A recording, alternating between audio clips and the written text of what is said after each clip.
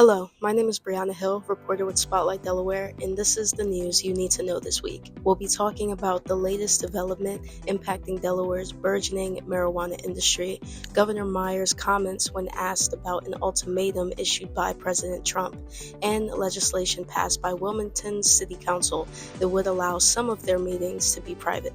Delaware lawmakers are expediting a bill designed to clear a remaining hurdle for the launch of the state's recreational marijuana industry.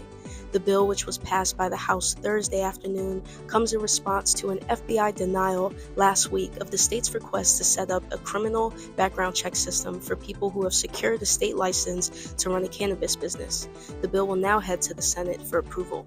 Separately, other developments have moved forward recently for the burgeoning industry, including Wilmington, whose city council introduced an ordinance that would restrict marijuana shops largely to industrial zones in the city and to the riverfront area.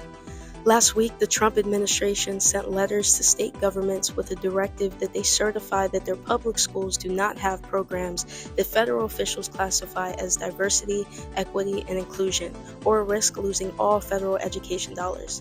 Spotlight Delaware later asked Governor Matt Meyer whether he would comply with the demand. Meyer, in response, made a joke that appeared to apply a new terminology to the DEI acronym. He said, "No, we're done with daddy's equity interests. We gotta get that out of here." Delaware's position on the Trump administration's ultimatum remains unclear. The Wilmington City Council is asking state lawmakers to allow them to bypass public record laws and hold certain meetings in private.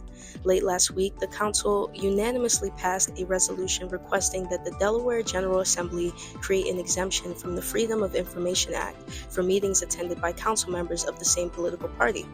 Every member of the city council is a Democrat, except for one.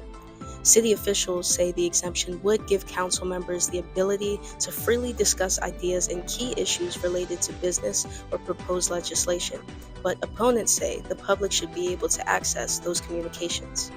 Among the opposition is Spotlight Delaware's publisher. That's it for this week. Stay up to date with the latest in Delaware by signing up for our newsletter at spotlightdelaware.org. See you next week.